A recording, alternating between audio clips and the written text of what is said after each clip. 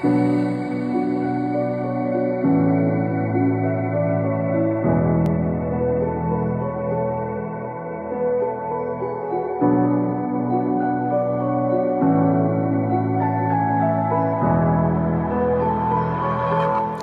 nous voilà à nouveau de retour pour une nouvelle vidéo, enfin pas nouvelle, en fait c'est toujours le même thème.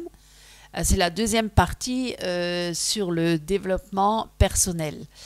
Et donc dans la première partie, juste pour un petit peu résumer, on avait parlé de Alice Bailey, hein, qui était donc la fondatrice du New Age et qui était à l'origine de cette pensée du développement personnel, de la pensée positive, et qui a donc, ça s'est donc propagé dans le monde entier, partout, et c'est en quelque sorte un enseignement qui est en rapport avec la théosophie, hein, et qui est une science qui est très compliquée et qui est occulte, hein, ésotérique, et ça ressemble beaucoup à la voie du serpent dans le jardin d'Éden, comme on avait parlé d'Adam et Ève, qui ont été donc séduits par Satan dans le jardin par rapport à ce fruit défendu de l'arbre de la connaissance du bien et du mal, et qui finalement, Satan leur a dit, non, vous ne mourrez pas, mais vous aurez les yeux ouverts et vous serez comme des dieux ayant la connaissance du bien et du mal. Et c'est ce qu'aujourd'hui encore on recherche, et beaucoup d'hommes le recherchent, beaucoup de femmes, et même dans les milieux chrétiens, hein, donc... justement, il y a cette théosophie qui propose de nombreux cours et des écrits gnostiques, hein, afin de connaître l'univers des dieux et être des dieux. Et vous serez comme des dieux. Donc, ce qu'il avait été déjà dit dans le jardin d'Éden. Et c'est le péché d'orgueil, hein, spirituel de toutes les sociétés occultes, hein, qui se basent sur une gnose, donc c'est-à-dire une connaissance secrète, mes amis. Et donc, dans cette lignée-là, il n'y a pas que Alice Bailey, hein, ils sont nombreux, hein, les gnostiques, les théosophes, les occultistes, etc. Ils sont très, très nombreux, et je pense qu'un autre nom, peut-être que tu peux connaître, c'est Hélène Blavatsky, hein, qui est également dans cette lignée-là, avec tous ses partisans et tous les autres leaders de ce mouvement du Nouvel Âge, hein, du New Age. Alors, Hélène Blavatsky, donc, est auteure également et cofondatrice de la théosophie, dont les livres sont en vente toujours actuellement, hein, et particulièrement dans les lieux tels que l'Église catholique, parce qu'ils sont énormément aussi tournés vers ce genre d'enseignement théosophique. Et donc, l'Église catholique libérale, on va dire, a annoncé en 1889 à un petit groupe de théosophes la venue d'un instructeur mondial. On revient toujours à la même histoire, hein. Et or, il est écrit dans la parole de Dieu et dans l'Apocalypse de Jean qu'il y aura beaucoup, beaucoup de faux messies qui viendront au nom du Seigneur Jésus-Christ. Et donc, on a été prévenu et averti, et qu'il ne faut pas les suivre en plus. Voilà. Et donc, il y a de très nombreuses mises en garde dans le Nouveau Testament. Et on peut le lire, non? Et là, tu veux bien prendre Matthieu, chapitre 24, voilà, versets 4 à 5. Tu peux lire? Oui. Et Jésus, répondant, leur dit, « Prenez garde que personne ne vous séduise, car plusieurs viendront en mon nom, disant, « Je suis le Christ », et il en séduira plusieurs. » Alors voilà, il séduira beaucoup de gens. En fait, le passage, c'était « Prenez garde que personne ne vous séduise, car plusieurs viendront en mon nom. » Et d'ailleurs, on peut le lire aussi dans Matthieu 24, le verset 11, que plusieurs faux prophètes. Oui, que plusieurs faux prophètes s'élèveront et séduiront plusieurs. Et parce que l'iniquité prévaudra, l'amour de plusieurs sera refroidi. Exactement. C'est déjà le cas actuellement, hein. Et encore dans Marc, on peut lire, parce qu'il y a beaucoup, beaucoup de passages dans la Bible. On va un petit peu maintenant plonger dans les Écritures pour voir que Dieu nous avertit et avertit le peuple de Dieu. C'est pas qu'on est ignorant et qu'on n'a pas de directive ou de lumière hein, par rapport à ce sujet. Au contraire, Dieu nous avertit à travers sa parole. Et là, tu as Marc chapitre 13, versets 5 à 6, si tu veux bien prendre, encore une fois, où Jésus encore nous avertit. Oui, 5 à 6. Je vous lis dans la version Darby. Hein.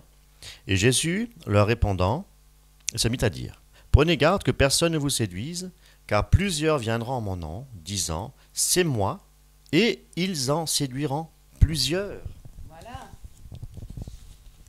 C'est bon, je crois. Oui. Ouais.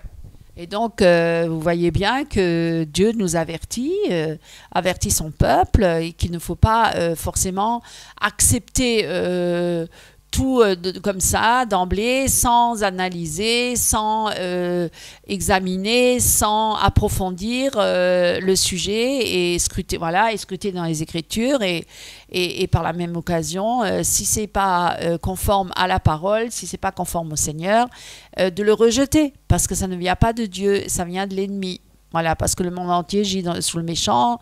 Voilà, l'ennemi est là et il essaie par tous les moyens de détourner le peuple de Dieu de la vérité et du Seigneur. Et là encore, on peut voir dans Matthieu chapitre 7, versets 15 à 20. Tu veux bien le lire, Eric ? 15 à 20. Voilà.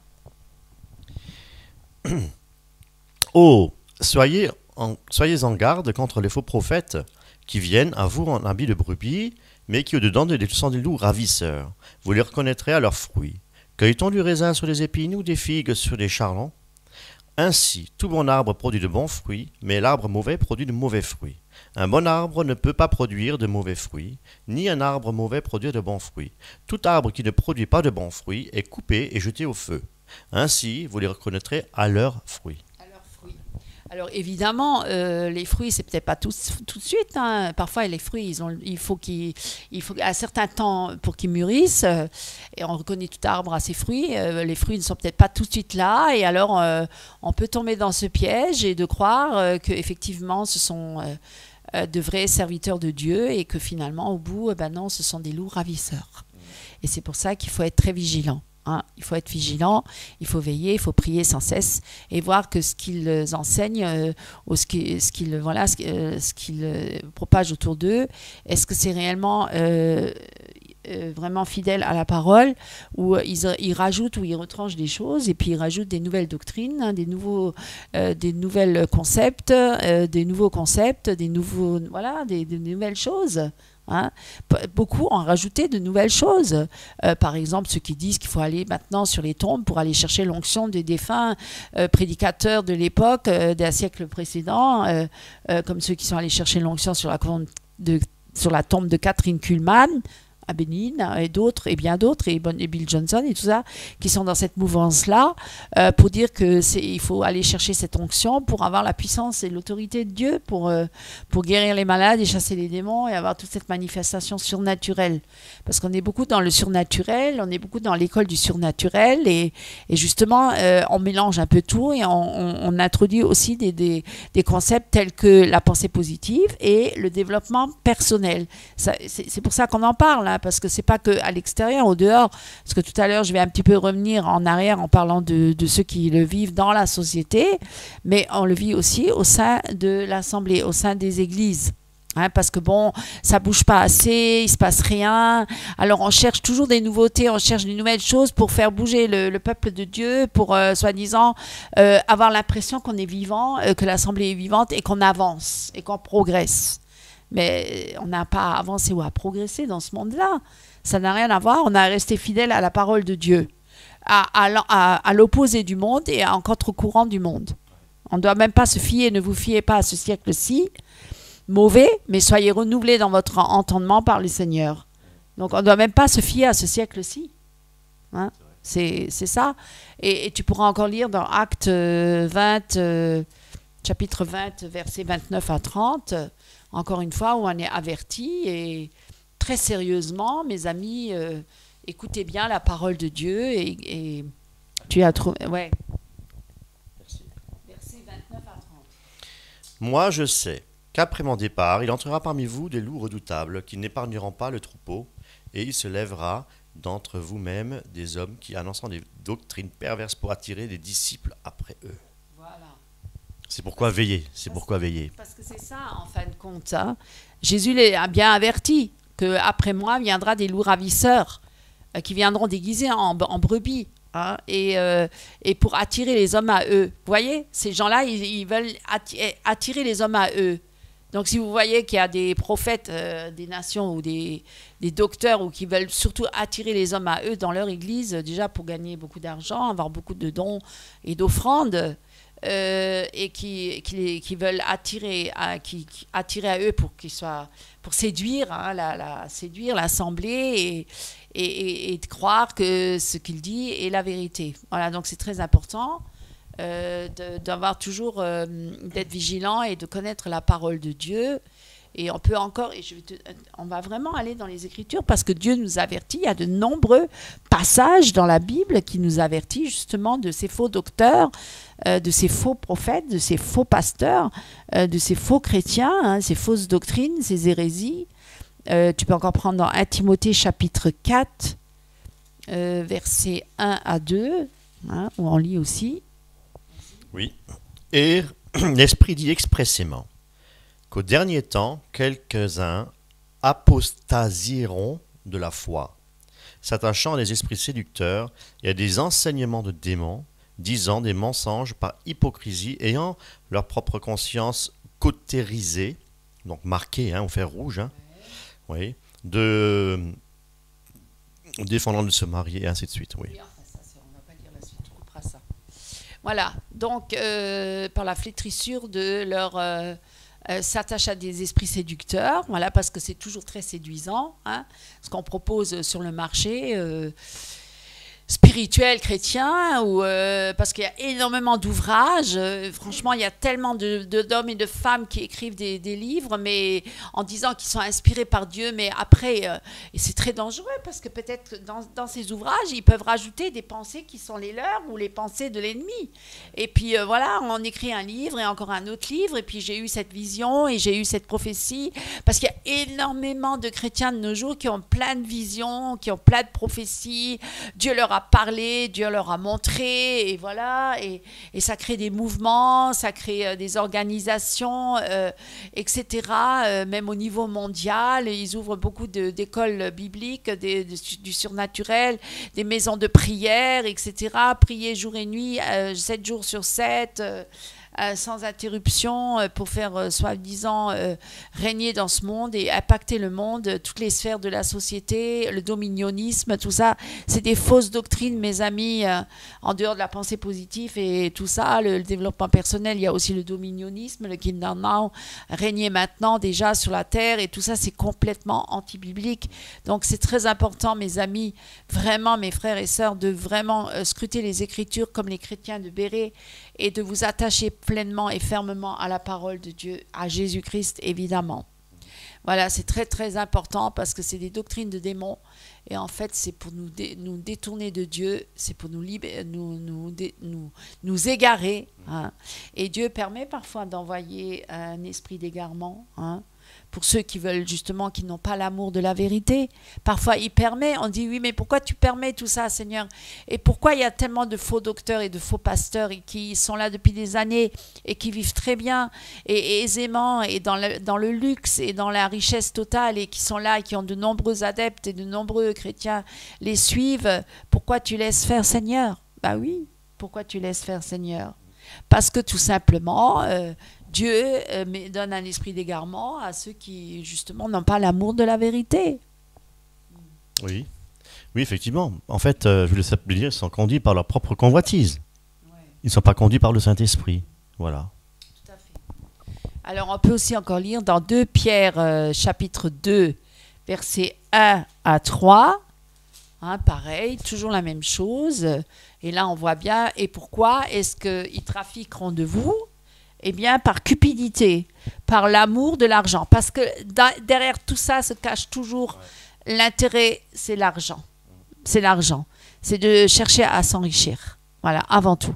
Autant dans le monde, avec le développement personnel et avec tous les nouveaux concepts pour trouver comment le mieux réussir, avoir du succès, etc. dans vos affaires. Hein. On voit ça sur Internet, ça défile. Et parce que l'homme, il veut être dans le bien-être, dans le bonheur absolu, et puis surtout maintenant et tout de suite. Et donc, les méthodes les plus faciles, les plus accessibles et les plus rapides pour accéder rapidement à la richesse, à la notoriété, à la gloire. Et ça, c'est beaucoup lié à cause des médias, à cause des films aussi, à cause de tout ce côté fictif, irréel, dans lequel l'homme se plonge et ne vit plus du tout dans la réalité de la vie, la vraie vie. Voilà. Donc, on va en revenir, on reviendra là-dessus après. Mais tu veux bien lire, Eric? Or, il y a eu aussi de faux prophètes parmi le peuple, comme aussi il y aura parmi vous de faux docteurs qui introduiront furtivement des sectes de perdition, reniant aussi le maître qui les a achetés, faisant venir sur eux-mêmes une prompte destruction. Et plusieurs suivront leur excès. Voilà. Donc vous voyez, c'est toujours pareil et leur ruine ne sommeille point, hein, parce que ils ont peut-être renié le maître. Ils ont une ruine soudaine. Alors oui, pour l'instant, Dieu laisse faire certains et on ne comprend pas pourquoi, peut-être, mais Dieu, il sait. Il sait. Après, Dieu permet ça aussi pour que la personne elle-même, elle se repent. Hein? Elle se repent, se détourne de ses mauvaises voies et revienne à lui pleinement. Parce qu'il veut qu'aucun ne périsse, forcément. Même ces loups-là, peut-être Dieu voudrait qu'ils se repentent et qu'ils se détournent de leur et qu'ils viennent à Christ. C'est possible, on peut même prier pour eux, il n'y a pas de souci. Mais certains, ils ont la conscience vraiment déjà, on va dire, cautérisée, brûlée. Et ils ne reviendront pas. Et certains ne sont même pas nés de nouveau, ils ne sont même pas convertis. Ils sont de l'autre côté, ce sont des suppôts de Satan qui sont là vraiment pour détourner le peuple de Dieu, de la volonté de Dieu, des voies de Dieu. Hein. Et eux, ils ont l'amour de l'argent et ils trafiqueront de vous par des paroles trompeuses et séductrices. Et voilà. Mais Dieu est quand même au contrôle. Et un jour, eh bien, à moi la vengeance, à moi la rétribution, hein, dit l'Éternel.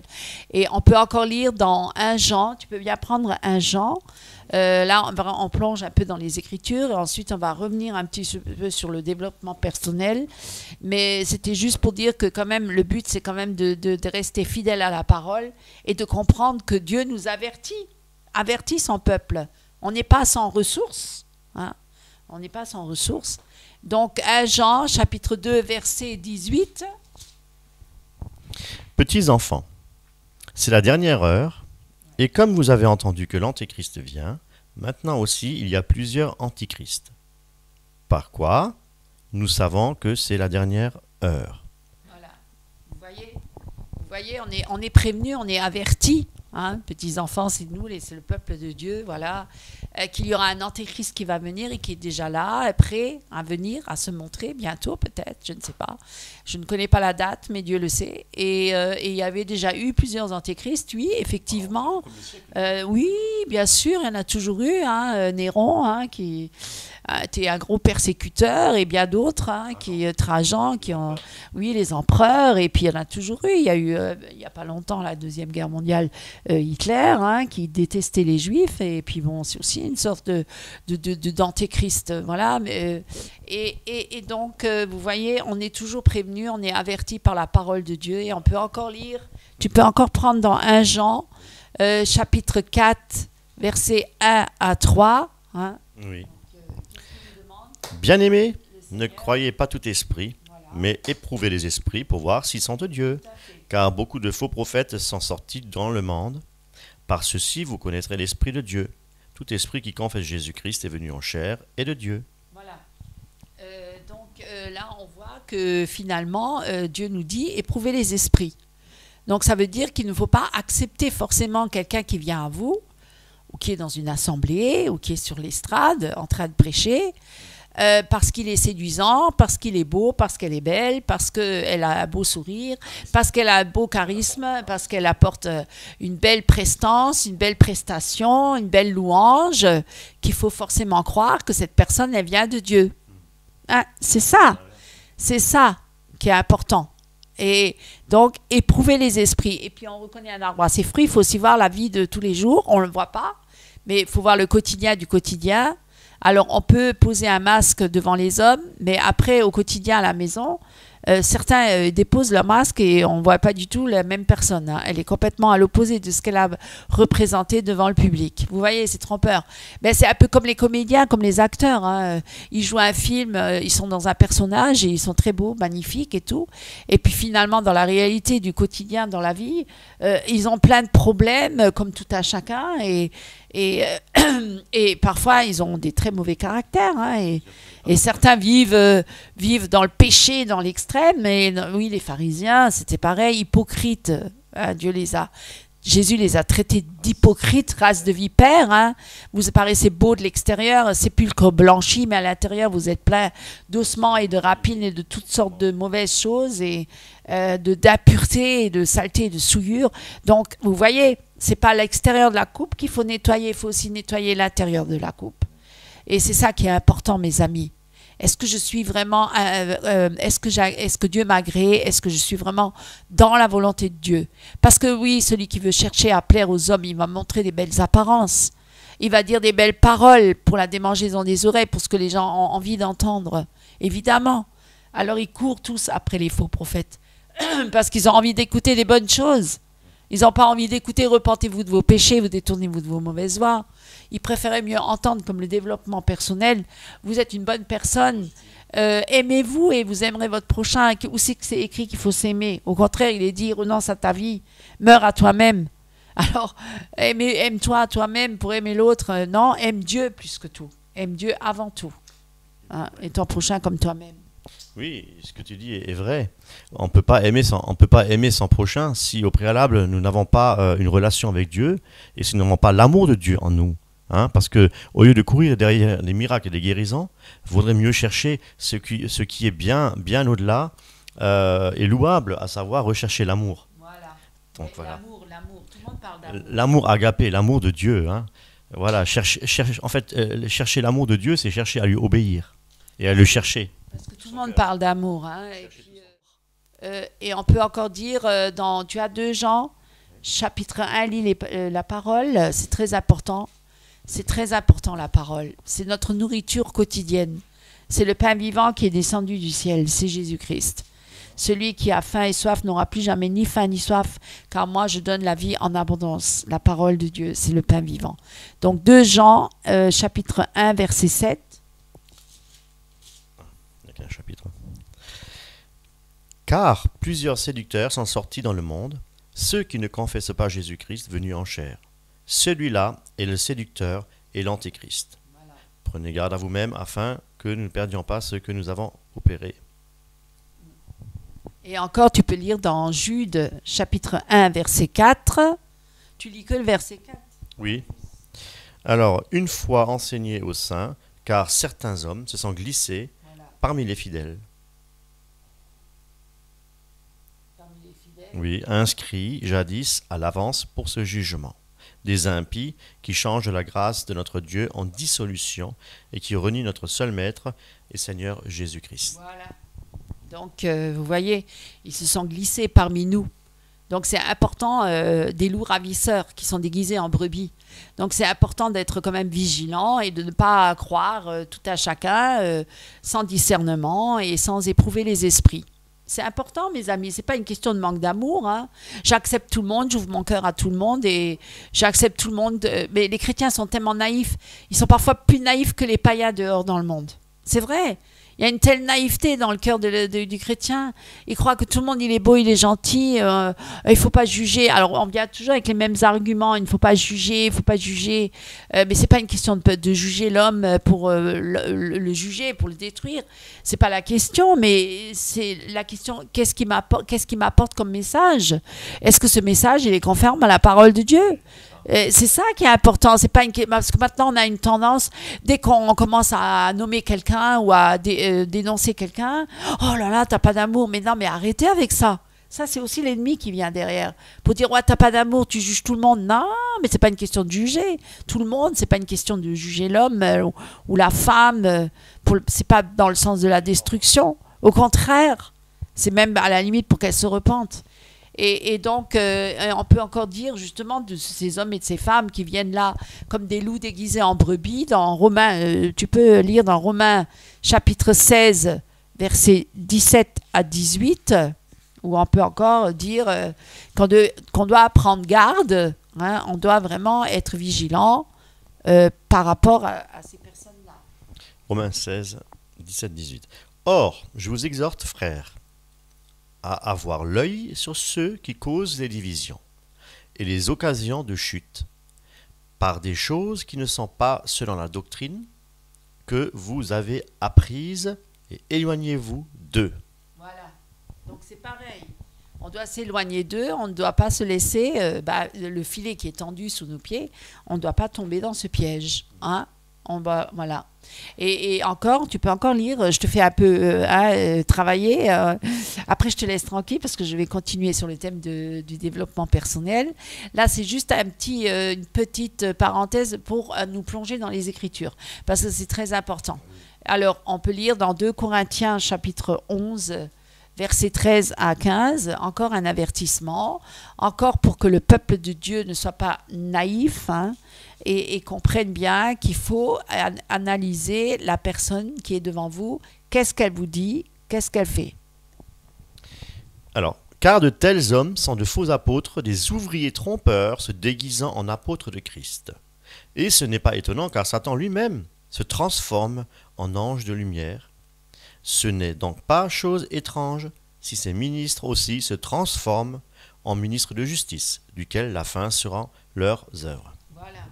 Donc tout ça, c'est des avertissements et nombreux sont les textes. Vous voyez, on n'est pas là juste comme ça, on ne connaît rien. Non, si, Dieu nous parle, Dieu nous avertit, Dieu nous informe, Dieu nous instruit, Dieu nous enseigne. C'est très important. Et on peut voir aussi dans Galates chapitre 1, versets 8 à 9, pareil, toujours pareil, à le faux évangile. Ah oui, ça veut plaire aux hommes. Donc, pareil. Alors, comme nous l'avons déjà dit maintenant aussi, je le dis encore, si quelqu'un vous évangélise outre ce que vous avez reçu, qu'il soit anathème. tout à fait. Voilà. Et donc, et ainsi de suite, nous avons de nombreux passages. Encore un autre, parce que Dieu ne veut pas qu'on reste des enfants, mais des adultes en Christ. Et un adulte, il a la réflexion, il n'agit pas tout de suite précipitamment, il ne va pas se lancer précipitamment dans les situations. Il va d'abord réfléchir, il va d'abord prier, passer du temps avec Dieu, chercher la face de Dieu et demander à Dieu conseil, le conseil de Dieu. Avant de demander le conseil des hommes, il faut d'abord chercher le conseil de Dieu. Hein? C'est très, très important. Et on peut encore lire dans Éphésiens chapitre 4, verset 14, justement de ne plus être un enfant. Oui, alors, afin que vous ne soyez plus de petits enfants, ballottés et emportés, ça et là, par tout vent de doctrine dans la tromperie des hommes, dans leur habilité à user de voix détournées pour égarer. Voilà. Gloire à Dieu. Voyez, merci Seigneur pour ta parole. Amen. Elle est riche. Elle nous éclaire. Elle nous ouvre les yeux. Elle nous garde. Elle nous protège. Elle nous enseigne. Elle nous enseigne. Elle nous instruit dans la vérité. Elle nous exhorte également. Elle nous encourage aussi. Et elle nous fait du bien. Et elle nous libère. Elle nous reprend. Et elle nous corrige. Voilà, parce que l'amour du Père, c'est un amour véritable et authentique, c'est pour notre salut. Oui, et heureux ceux qui acceptent en fait la correction de l'Éternel, le châtiment de l'Éternel. Dieu ne châtie pas pour nous punir. Dieu nous châtie pour nous faire du bien, pour que nous abandonnions nos péchés et pour que nous nous repentions et que nous marchions dans la sainteté et dans la vérité de Christ et dans sa parole. Alléluia. Alors, mes amis, c'est très, très instructif tout ça. Et on voit que la parole est remplie de sagesse. Et vraiment, alors que le monde est rempli d'orgueil. Et on le voit bien quand on regarde le comportement des hommes. Et voilà. Et donc, là, on va continuer sur le développement personnel et on voit que les coachs, parce qu'on parle de ça, sont très, très nombreux. Hein. Parce que le sujet, c'est le chrétien et le développement personnel. Je ne m'adresse pas qu'aux païens, parce que, bon, les païens, évidemment, ils sont bluffés, ils sont trompés et égarés. Mais les chrétiens aussi. Mais il y a des chrétiens qui sont tombés dans le piège. Et on voit bien qu'il y a une explosion de la pensée positive, hein, dans laquelle on nie tout ce qui est négatif. Tout ce qui est négatif. Tout ce qui est forme de négativité, de dépression, de colère, de déraisonnement, d'énervement. Toutes ces choses-là, on veut le nier. Mais déjà, qu'est-ce que ça révèle au niveau de la société? Parce que là, je ne parle même pas au niveau de l'Église. Hein. D'avoir à supprimer tout ce qui est négatif, hein, et prôner une positivité envers et contre tout. Hein. Ouais. Voilà, ça c'est très important. Et ça fait déjà quelques années que ça se propage dans les sociétés, dans la société actuelle. Et ça vient des pays anglo-saxons. Donc c'est une forme de psychologie positive. Hein, il faut positiver. Tu as déjà entendu ça, positiver. Il faut positiver. Non, pas le négatif. Parce qu'il faut positiver. Donc, c'est une psychologie de la positivité qui prétend museler toutes les réalités mauvaises. On ne veut pas le savoir. On veut pas. Non. On veut noyer tous les poissons de la négativité. Il faut une osmose. Il faut un monde doux, merveilleux. On veut que ça. D'ailleurs, les films, ils montrent ça aussi. La belle apparence. On veut un monde merveilleux, un monde bisounours. Et puis, le réel devient... le réel, en fait, c'est une fonction support. On préfère un irréel radieux et puis un réel triste et difficile à supporter. Hein, et parfois odieux. Hein. Évidemment, on peut le comprendre qu'on n'a pas envie de vivre ça. Mais la réalité, elle est là, mes amis. Quand il y a des guerres et des crises et des famines et tout ça, la réalité est là. Alors, on essaie d'échapper à cette réalité en se plongeant dans des choses irréelles et en se faisant des illusions sur soi et sur les autres. Et au bout du compte, on vit dans un monde fictif qui n'a rien à voir avec la réalité. On en oublie presque le péché, parce que c'est négatif, le péché. De ne pas venir à la repentance, parce que c'est négatif tout ça. Il ne faut pas souffrir, il ne faut pas être triste, faut pas... alors que parfois on rentre dans une tristesse justement pour être amené à la repentance. Oui, et alors là, non, on va fuir tout ça, il faut toujours être positif, positiver. Et finalement, on ne vit plus dans la réalité et qu'au bout, il y a la mort. Parce que tout le monde va mourir un jour. Ça aussi, alors c'est négatif et tout, on ne veut pas en parler. Donc non, surtout pas. Alors que si les gens seraient plus conscients que la mort peut être là à tout instant, qu'on peut mourir à tout instant, eh bien peut-être qu'ils réaliseraient plus davantage, qu'il faudrait peut-être se repentir de ses péchés, de ses mauvaises voies, et essayer de comprendre le pourquoi du comment on est là sur la terre et quel est le sens de notre vie. Ouais. Hein ? Et que ce n'est pas de courir après l'argent qui est éphémère et illusoire, et que finalement au bout, comme Job lui-même l'a dit, nu je suis venu et nu je repartirai.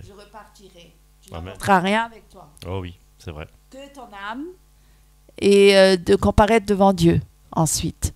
Et Dieu dira... est-ce qu'il dira bon et fidèle serviteur, ou dira-t-il mauvais serviteur, ou alors dira-t-il tu ne m'as pas honoré et glorifié sur la terre, tu as préféré suivre les faux dieux, les idoles, et tu m'as renié, et moi aussi je te renie aujourd'hui. Oui, en fait, les choix sur cette terre déterminent en fait notre destinée. Exactement. Donc c'est très important. Hein. Donc on veut nier le réel, on veut tout effacer, on veut que avoir du positif. Et évidemment, alors le développement personnel, c'est le bienvenu pour ça. Parce que là, c'est tout. On veut, en fait, c'est une mode. Hein, on veut impacter toutes les sphères de la société, tous les domaines de l'existence. Et puis, on veut être dans une béatitude complète, automatique, constante. Puis c'est pour ça qu'il y en a qui font beaucoup de yoga, d'autres beaucoup de sport, pour oublier la réalité, en fait. Hein, la musique, toutes les occupations que l'homme se cherche pour fuir la réalité, en fait. C'est une forme de fuite, hein, une fuite, hein, oui. Oui, je voulais simplement ajouter, très courtement, oui, que en fait, quelque part, le fait de toujours vouloir positiver, c'est s'opposer en fait à la volonté de Dieu. Exactement. On est d'accord? Exactement. Si maintenant quelqu'un est malade et faut positiver. Ah non, non, non, non, tu n'es pas malade, positive, crois-le, crois-le, tu vas guérir, crois-le, tu vas guérir en positive. Mais, et si le Seigneur en a décidé autrement? Pour notre marche chrétienne, pour nous, hein, on est bien d'accord. On n'accepte plus la souffrance, on n'accepte plus toutes ces choses que nous devons passer, parce que celui qui veut vivre pieusement sera persécuté. On n'accepte plus la persécution, on n'accepte plus rien. Il faut tout positiver. Donc vous n'êtes pas dans la volonté de Dieu. Non, exactement. Exactement. Et d'ailleurs, l'application de ces méthodes-là, positiver, puis l'estime de soi, etc., toujours, voilà, ces méthodes-là, si vous échouez, si tu échoues, ah ben, c'est de ta faute, parce que tu n'as pas suffisamment positivé. Alors, mais oui, et ceux qui ne réussissent pas, parce que c'est pour la réussite, c'est la réussite dans les affaires, la réussite dans la vie, le bonheur total, le bonheur dans le mariage, dans le couple, le bonheur, etc. Et si tu n'as pas réussi, bah, c'est que tu n'as pas bien positivé, donc c'est de ta faute. Voilà. Bah oui, c'est alors une foi qui est bien diabolique. Et donc, finalement, les gens, après, ils se retrouvent encore plus malades qu'avant, et ça ramène même dans la culpabilité. Mais ce n'est pas une bonne culpabilité dans le sens pour amener à la repentance, pour se tourner vers Christ. Ça, c'est une culpabilité qui est très destructrice. Parce qu'il va ramener dans la dépression, il va dire « Ah, moi, j'ai pas réussi, l'autre, il a réussi, j'ai pas assez positivé. » Alors, ouais, mais ça devient vraiment affreux, hein, c'est horrible. Et ça demande vraiment, comment dire, un travail très mental. Un travail mental, tu vois. C'est comme le yoga, il faut que tu fasses le vide en soi pour que tu positives et tout. Et finalement, bah, les démons, ils entrent, et puis c'est les démons qui agissent à ta place. Et donc, c'est très, très grave. Et finalement, parfois, ces gens-là qui n'ont pas réussi, malgré qu'ils ont positivé, eh bien, ils se retrouvent finalement dans les bancs, sur les bancs de, j'allais dire, dans le cabinet du psychiatre, dans une dépression extrême, et parfois dans le dénigrement total de soi et une angoisse totale. Alors finalement, c'était plus destructeur que constructif. Et voilà, et puis finalement, ils n'ont pas trouvé leur identité, parce qu'on parle aussi toujours beaucoup d'identité entre... connais-tu ton identité en Christ, mais connais-tu ton identité? Mais qu'est-ce qu'il y a comme identité à connaître en Christ? C'est que je suis un pécheur et que Jésus m'a sauvé par grâce. Voilà, et que maintenant je marche avec Christ pour la vie éternelle. Alors, l'identité personnelle aujourd'hui aussi, il faut la chercher dans tous ces ouvrages-là aussi. C'est là que tu vas te découvrir dans ces ouvrages que tous ces hommes et ces femmes ont écrits, hein, voilà, par quel esprit. Et puis, il y a énormément de best-sellers qui sont vendus sur le marché qui font vraiment un chiffre d'affaires colossal, hein, pour ces gens-là, parce qu'ils sont très, très riches, finalement. Et puis, bah oui, et puis finalement, oui, c'est eux qui connaissent mieux votre moi que vous-même et Dieu. Et puis finalement, ça devient plus donc un esclavage qu'une liberté. Et ça devient du liberticide parce que ça détruit ta liberté, finalement, parce que les autres pensent pour toi et à ta place. Et tu dois entrer dans un programme. Parce que si tu n'entres pas dans ce programme, tu ne pourras pas réussir et gagner justement en notoriété et en gloire. Donc c'est très important. Ouais. En fait, c'est de la psychologie chrétienne, Oui. tout simplement. Ouais, tout à fait. Et donc, finalement, si tu n'appliques pas cette recette, parce que c'est une recette, ils ont des recettes, vous vous rendez compte, l'homme, il est programmé, il va être programmé, il faut qu'il applique ces méthodes-là, et avec ces méthodes-là, ça va marcher, et pas autrement. Et donc, tu rentres dans un programme, et tu dois appliquer des recettes. Et si tu n'as pas bien appliqué cette recette, eh bien, finalement, tu as tout raté, et tu n'as pas appliqué correctement la recette. Et ça devient très destructeur. Donc, il faut vraiment suivre cette recette. Ça veut dire que tout le monde est pareil. Y a pas... Finalement, c'est plus un développement impersonnel que personnel. Parce que c'est pour tout le monde, hein, finalement. C'est tout le monde pareil. C'est tout le monde la même méthode, alors qu'on est tous différents et qu'on a tous nos particularités. Oui. Donc, c'est vraiment... ouais, c'est presque sectaire. C'est une secte, quoi, en quelque sorte. Et donc, si on n'a pas réussi, bah, finalement, c'est de notre faute. Et puis, on culpabilise les gens. Et puis, on se dit, oui, il faudra changer de coach. Peut-être c'est pas le bon coach, alors il faut changer de coach. Et peut-être le coach là. Et puis, on a besoin d'un coach pour tout maintenant. On a besoin d'un coach pour se lever le matin. On a besoin d'un coach pour faire le régime, pour maigrir. On a besoin d'un coach pour le sport. On a besoin d'un coach pour le travail. Enfin, on n'est plus du tout libre de penser par soi-même. Le coach, il pense pour toi. Et le coach, il va te diriger, le mentor et tout ça. Et même dans le milieu chrétien, on a besoin de mentors. Et sans ça, on ne peut pas avoir une relation directe avec Christ. Il faut d'abord passer par cet homme-là ou par cette femme-là. Et ça, c'est très grave. Et donc, on observe une tendance à vouloir maîtriser notre vie à travers des méthodes, à travers justement tous ces exercices et tout ça, et pour aller mieux, pour être dans le bien-être et dans la réussite et dans le succès. Et à travers de nombreux ouvrages sur ce thème, on véhicule de nombreuses idéologies qui doivent agir beaucoup dans toutes les sphères de notre vie. Et finalement, on dit, si tu veux, tu peux. Quand on veut, on peut. Alors, ça vient justement dans le volontarisme. Ouais. C'est la volonté. C'est ta volonté qui doit agir. C'est une volonté, le volontarisme absolu. Je me fixe un objectif et je vais l'atteindre. Et je vais avoir la volonté pour le faire. Et je vais avoir la pensée positive, etc. Tu vois ? Et finalement, c'est pas la volonté de Dieu qu'on fait, c'est la volonté de l'homme. C'est sa volonté. Soit disant que c'est sa volonté. Quand on veut, on peut. Et alors, je ne sais pas, s'il y a les aléas de la vie, les circonstances de la vie qui peuvent être contraires, une maladie d'un coup, ou bien un accident, ou je ne sais pas, enfin, tellement de choses qui peuvent arriver qui sont imprévisibles, parce qu'eux, en fin de compte, ils écartent l'imprévisible, il ne doit pas exister l'imprévisible, parce que tout est programmé, tout est prédestiné, tout est... après, on va comment dire, appréhender les choses, et puis finalement, on va maîtriser, on va tout maîtriser. On ne maîtrise rien du tout. Hein? Donc, tu voulais dire quelque chose ? Oui, je voulais simplement dire que on a effectivement, malheureusement, Joyce Meyer, pour nous citer, je crois qu'il faut en parler, elle a énormément de vues, je veux dire, beaucoup de gens, justement parce qu'elle positive tout le temps, l'évangile de prospérité, de positiver, et je crois que, donc elle séduit beaucoup de monde, mes amis. Et bien là, on est en plein dans le mille. Hein. C'est vraiment, on peut vraiment donner comme référence Joyce Meyer. Que de nombreux chrétiens écoutent, évangéliques, hein, même pas charismatiques, hein, même. Ouais. Moi, je crois que. En France, il y a aussi Dorothée Radja. Dorothée Radja. Et je voulais juste simplement encore vite vous apporter un verset biblique qui devrait vraiment nous mettre en garde contre toutes ces hérésies, oui, et c'est Galates 1, verset 10, où il est dit. Car maintenant, est-ce que je m'applique à satisfaire les hommes, hein, en apportant cette doctrine hérétique sur la pensée positive, etc. Donc, nous écoutons les hommes. Ou est-ce que je cherche à complaire à des hommes ? Si je complaisais encore à des hommes, je ne serais pas esclave de Christ. Mes amis, si nous ne choisissons pas de complaire à Dieu, nous sommes esclaves de cette hérésie, complètement. Alors, pour revenir à notre sujet, hein, le développement personnel, et le chrétien dans tout ça. Hein, comment devenir une meilleure personne ? Oh là ! Parce que c'est ça le thème principal, le développement personnel, le moi. En fait, c'est changer de mentalité.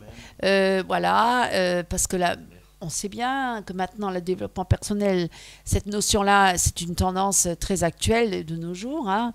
Et il y a énormément de conférences qui se multiplient de plus en plus d'ailleurs, et on veut toujours en savoir plus. Alors comme l'homme est très curieux, et forcément, il y a tellement d'ouvrages pour cela, et bien sûr que c'est pas un mal en soi de vouloir s'instruire, mais après il faut savoir dans quelle source on va et avec quoi on s'instruit.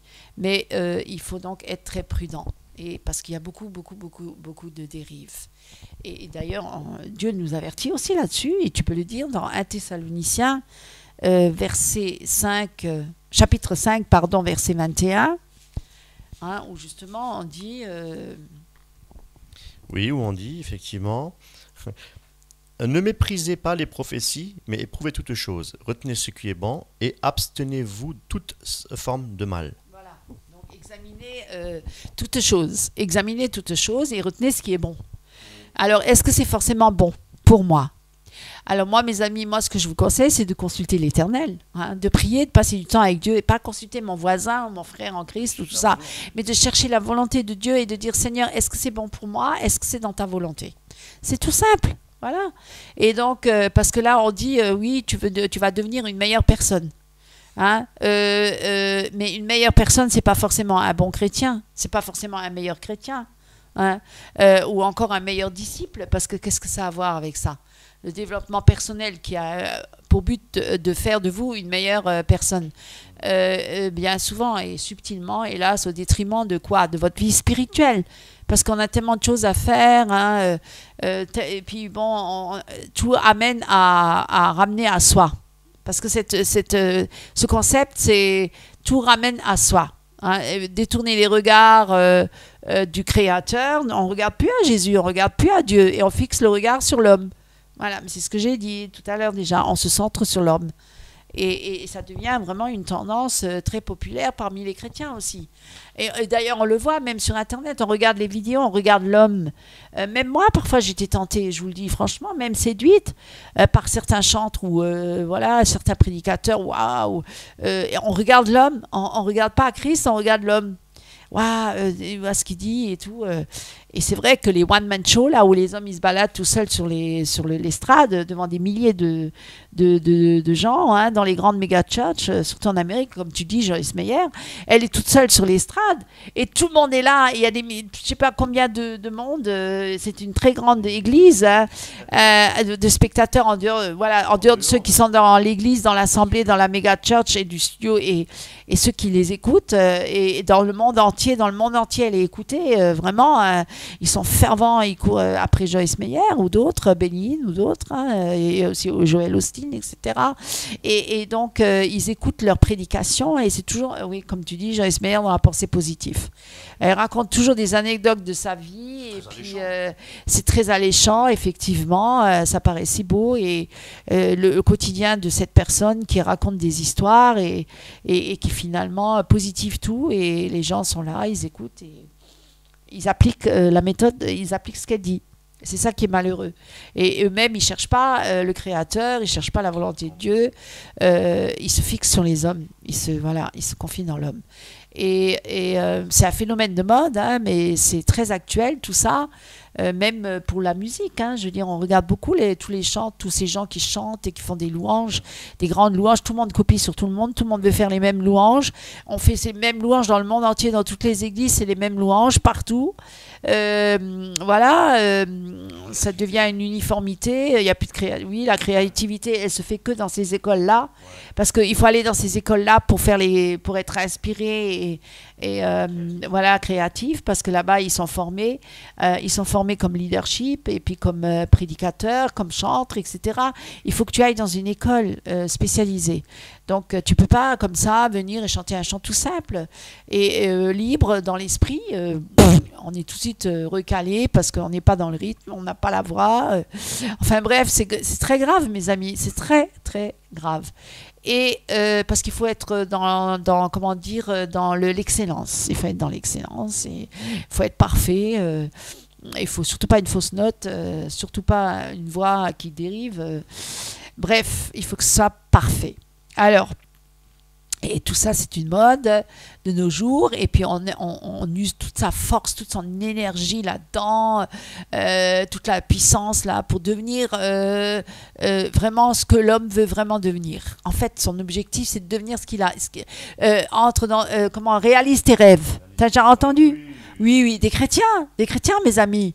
Tu vas réaliser tes rêves. En Jésus, tu vas réaliser tes rêves. Où c'est que c'est écrit dans la Bible qu'on réalise ses rêves dans la Bible? Dans le Nouveau Testament. Donnez-moi un seul passage dans le Nouveau Testament où il est dit que Jésus il est venu pour que nous puissions réaliser nos rêves. Non mais, franchement, c'est au contraire. On dit qu'on est ennemi du monde, que celui qui n'est pas le monde ne peut pas me suivre, n'est pas digne de me suivre. Donc, quelque part, on doit haïr le monde, alors que là, on te dit non, tu vas réaliser tous tes rêves dans ce monde. Mais c'est incroyable. C'est ce que le monde, il dit. Hein? Tout à fait, exactement. Ça change pas. Non, mais de toute manière, je veux dire, l'homme est toujours là, vouloir toujours copier, copier. Et puis là, malheureusement, on copie ce qui est dans le monde et on l'apporte dans l'Église. C'est ce qu'on appelle le paganisme. C'est exactement ce qui s'était passé au IIIe siècle après Jésus-Christ, hein, sous Constantin, où effectivement on a apporté une autre culture, la culture grecque, on l'a apportée dans l'Église. Dans l'Église. Et voilà, c'est ce qu'on appelle de l'idolâtrie. Et nous ne devons pas nous conformer au siècle présent, mais nous devons effectivement nous conformer à la parole de Dieu. Elle n'a pas changé. Dieu n'a pas changé. Si nous devons louer le Seigneur et glorifier le Seigneur et adorer Dieu, par exemple, à travers des chants, à travers des hymnes, à travers des cantiques, hein, c'est ce qui est... Voilà. Eh bien, faisons-le de tout notre cœur, que vous soyez professionnel ou non pas professionnel, que quelqu'un à côté de vous chante faux, etc. À partir du moment où la personne qui chante faux de tout son cœur, elle a plus de... Voilà, je veux dire, elle apporte plus, hein, que quelqu'un qui a une très belle voix et qui travaille sa voix du matin au soir dans une école de gospel. Voilà, donc attention, c'est encore de l'illusion et un piège. Hein, parce que Dieu ne regarde pas la belle voix, Dieu regarde au cœur. Mes amis, c'est une vérité. Nous faisons les choses dans la simplicité, revenant à la simplicité de l'Évangile et voilà, et à l'Église du 1er siècle. Exactement. Revenons à la source. Parce que bon, donc ce développement personnel qui dit il suffit de croire en vous, en moi. Alors c'est pas croire en Jésus. Tu vois comment c'est très dangereux, comment c'est diabolique. Hein? Il suffit de croire en vous, hein, en moi, donc en vous-même, et le tour est joué. Voilà. Donc ça c'est un des principes du développement personnel qui est pas du tout en accord avec la Bible. Alors là, pas du tout. Alors quand j'entends certains chrétiens qui parlent de ça, moi je suis vraiment, des fois je suis choquée, étonnée. Et souvent ce sont des leaders, hein, souvent ce sont des conducteurs et des conducteurs de louanges. Hein, c'est pas des petits, hein, ils sont là pour influencer. Influenceurs, ce sont des influenceurs parce que de nos jours maintenant, on est beaucoup dans l'influenceur. Il y a des influenceurs sur Internet. Et ils ont des sites, ils sont des influenceurs à la télé, partout, dans les émissions, pour influencer les gens, tu vois, pour les suivre. Alors, et c'est un grand piège et qui peut être très redoutable et destructeur dans votre vie, hein, de foi. Parce que là, vous n'avez plus la foi en Jésus-Christ, c'est la foi dans l'homme, hein, l'homme, voilà, en toi, en toi-même, en le moi, encore une fois. Et tout est centré sur l'homme. Hein. Toutes les ressources sont tirées de l'homme et la finalité, c'est l'homme. C'est pas Dieu, la finalité. Et toutes ces origines-là, ce sont des origines qui sont sataniques. Sataniques, hein, vraiment. Ah bah, exactement. Mais voilà. Mais combien sont piégés là-dedans, hein? Combien sont embarqués dans ce train-là qui mène en enfer. Et car c'est basé sur les pensées de l'homme. C'est l'homme qui est Dieu et qui font la part belle de monter en orgueil. Hein, parce que c'est ça. Finalement, c'est pour développer encore plus l'orgueil de l'homme. Et non les pensées de Dieu. Hein, non les pensées de Dieu. Hein. Comme d'ailleurs, même Jésus l'a dit un jour quand il y avait Pierre qui était là avec lui, qui n'avait pas encore le Saint-Esprit et quand il a dit oui, qu'il va passer par la croix, et quand Pierre lui a dit oh non, Jésus, tu n'iras pas sur la croix, moi je ne veux pas, moi je t'aime et tout. Et qu'est-ce qu'il a dit, Jésus? Parce que ça, c'était dans le plan de Dieu, hein, et ce n'était pas sa volonté à lui, c'était la volonté de Dieu. Et Jésus a dit à Pierre, qu'est-ce qu'il lui a dit? Arrière de moi, Satan. Hein, tu mets en scandale. Il a dit ça à Pierre, hein, car tes pensées ne sont pas les pensées de Dieu, mais celles des hommes. Voilà. Donc on voit bien que là, il a repris Pierre. Pierre, il a dû peut-être être choqué, peut-être pas. Il s'est peut-être pas même pas rendu compte, j'en sais rien. En tout cas, les pensées de l'homme ne sont pas les pensées de Dieu. D'ailleurs, Dieu lui-même le dit, vos pensées ne sont pas mes pensées et vos voix ne sont pas mes voix. Donc, on doit se soumettre à Dieu, et ça, c'est très difficile pour l'homme charnel, hein, de se soumettre à Dieu, de lui obéir, le brise, hein, pour que sa chair soit brisée, son moi. Justement, son moi, le moi, il doit être brisé, hein, le moi, la propre volonté, sa propre volonté. Mais tu le vois déjà chez un enfant. Tu dois l'éduquer parce que sinon, s'il veut faire sa propre volonté, son moi, il est très grand le moi. Hein. Il est là, il revendique, il crie, il pleure, il crise. Il faut l'éduquer parce que sinon, c'est son moi qui va réagir et sa volonté propre et il va faire n'importe quoi. Et il est dans la folie complète parce qu'il veut se diriger par sa propre volonté. Mais le problème qu'il y a, c'est que si on fait briser le moi, on ne peut plus faire sa propre volonté. On peut plus... Ah, donc on doit faire la volonté de Dieu. Ah, et ça plaît pas à tout le monde. Hein. Ah, et là, il y a beaucoup, large est le chemin qui mène à la perdition et étroit est le chemin qui mène au royaume de Dieu, beaucoup d'appelés, peu d'élus. C'est là qu'on voit que peu d'élus, finalement, beaucoup y courent, mais tout le monde ne le trouvera pas, ce chemin-là. Hein? Parce que beaucoup vont justement le rater. Hein? Hein, parce qu'ils préfèrent regarder à tous ceux-là qui courent sur ce chemin large, parce qu'il est beaucoup plus facile et parce que là, la chair, elle n'est pas reprise et puis mise à la croix. Parce que c'est ça. Elle n'est pas mise à la croix, la chair. Donc, c'est donc pour conclure dans cette deuxième vidéo, hein, c'est la deuxième partie, il y aura encore une troisième, parce qu'on n'a pas tout dit encore, parce que c'est très important que vous soyez vraiment éclairés en profondeur pour que vous méditez là-dessus, que vous réfléchissez là-dessus et que vous preniez les bonnes décisions dans la volonté de Dieu, c'est-à-dire en cherchant vraiment à plaire à Dieu et pas aux hommes. Ce n'est pas aux hommes qu'on a à plaire, mais c'est à plaire à Dieu avant tout. Voilà, pour être serviteur de Christ. Hein?